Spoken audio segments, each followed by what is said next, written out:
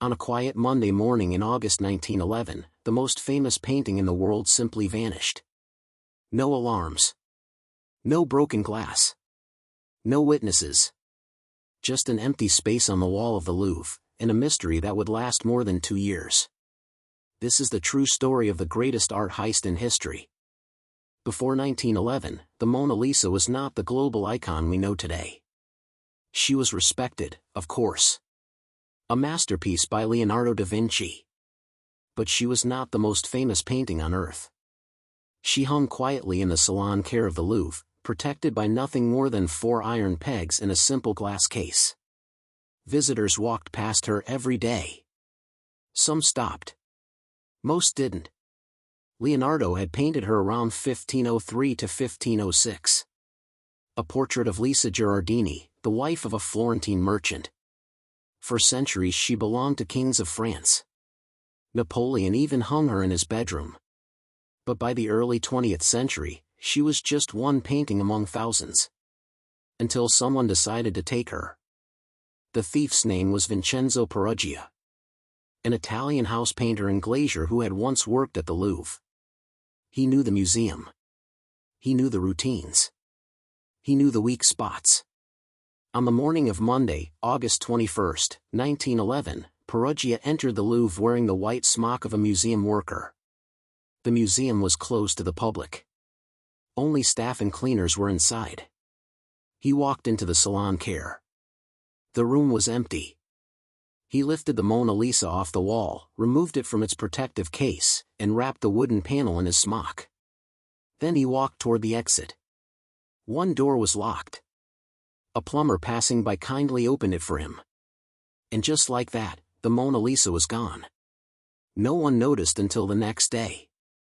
The news exploded across the world. Newspapers printed the empty wall on their front pages. Crowds gathered outside the Louvre just to stare at the vacant space. The police were under enormous pressure. They closed the borders.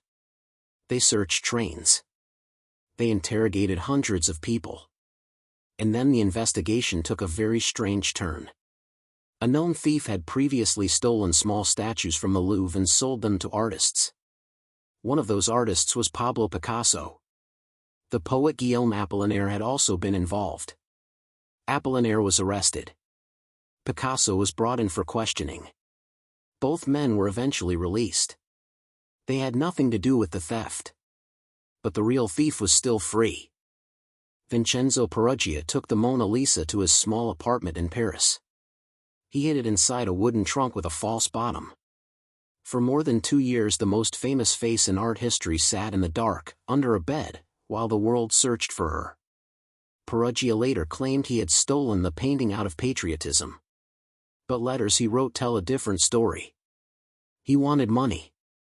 In late 1913 he contacted an antique dealer in Florence named Alfredo Geri. Using the name Leonardo, he offered to return the Mona Lisa to Italy, for a large reward. On December 10, 1913, Peruggia arrived in Florence with the painting. When Geri and the museum director arrived, Peruggia opened the trunk. There she was, the Mona Lisa, unharmed, after 28 months in hiding. The police were already waiting. Peruggia was arrested on the spot. At his trial he insisted he was a patriot. The Italian public largely believed him. He was sentenced to just over 1 year and served only 7 months. The Mona Lisa was exhibited in Florence and Rome before being returned to the Louvre in January 1914. Huge crowds came to see her. The theft had made her immortal. Before 1911, the Mona Lisa was a masterpiece. After 1911, she became a legend. The empty wall in the Louvre turned her into front-page news around the world. People who had never set foot in a museum suddenly knew her face.